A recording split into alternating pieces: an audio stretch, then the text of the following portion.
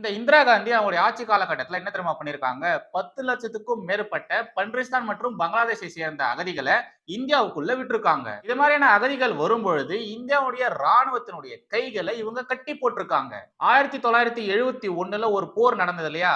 அந்த ஒரு போர காரணமா காட்டி இந்திரா காந்தி அவர்கள் இங்க நம்ம நாட்டுல மிகப்பெரிய அரசியல பண்ணியிருக்காங்க. இந்த பன்றிஸ்தான் ராணுவ வீரர்கள் இந்திய ராணுவ வீரர்கள் கிட்ட சரணடைஞ்சாங்க. அந்த நேரத்துல இந்திரா காந்தி என்ன தெரியுமா பண்ணாங்க?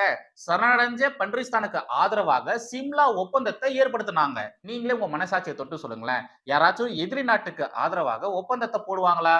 ஆனா நம்முடைய இந்திரா காந்தி அவர்கள் போட்டிருக்காங்க. இன்னொரு முக்கியமான விஷயம், இது மாதிரி பன்றிஸ்தான் ராணுவ வீரர்கள் சரணடைஞ்சிட்டாங்க, அவங்க தோத்து போயிட்டாங்க. ஆனாலும் பாருங்க இந்திரா காந்தி காஷ்மீரை, இந்த பன்றிஸ்தான் ஆக்குபைட் பண்ணிருந்தது இல்லையா, அந்த காஷ்மீரை இவங்க மீட்கவே இல்லை.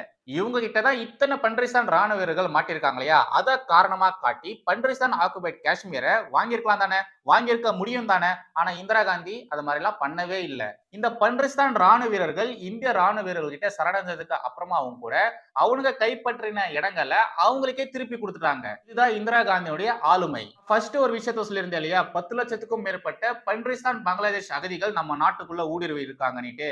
அத மாதிரி ஊடுருவனதுனால சுமார் 3845 இந்திய ராணுவ வீரர்கள் இறந்து போயிருக்காங்க, பலி கொடுக்கப்பட்டிருக்காங்க. இப்பதான் இன்னும் கொடூரமான ஒரு சில பாயிண்ட்கள் சொல்ல போறேன். அதே சண்டையில, இந்த பன்றிஸ்தான் இந்தியாவிற்கு நடந்த அந்த ஒரு சண்டையில இந்திய ராணுவ வீரர்கள் ஒரு 54 பேரு பன்றிஸ்தான் அரசாங்கத்தினால சிறைபிடிக்கப்பட்டாங்க. அந்த ராணுவ வீரர்களை இந்திரா காந்தி மீட்கவே இல்லை. அவங்களை மீட்காம இவங்க என்ன தெரியுமா சொல்லியிருக்காங்க? Missing in action, missing in action அப்படின்ற மாதிரி சொல்லியிருக்காங்க. இப்ப நீங்க கேட்கலாம், பன்றிஸ்தான் ராணுவ வீரர்களை நம்முடைய இந்திய ராணுவ வீரர்கள் சிறைப்படுத்தினாங்களே, அவங்களுடைய நிலைமை என்னாச்சுன்னு.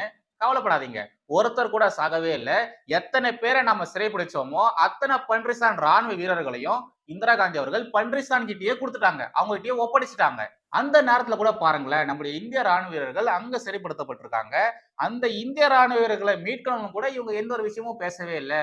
நாங்க இத்தனை பேரை உங்களுக்கு நாங்க ஒப்படைச்சிருக்கோம் இல்லையா, உயிரோட ஒப்படைச்சிருக்கோம் இல்லையா, நீங்க எங்களுடைய ராணுவ வீரர்களை ஒப்படைங்க அப்படின்ற மாதிரி கூட இந்திரா காந்தி சொல்லவே இல்லை. இதெல்லாம் தான் 1971ல நடந்த அந்த சண்டையில இந்திரா காந்தி அவர்கள் சாதிச்சது.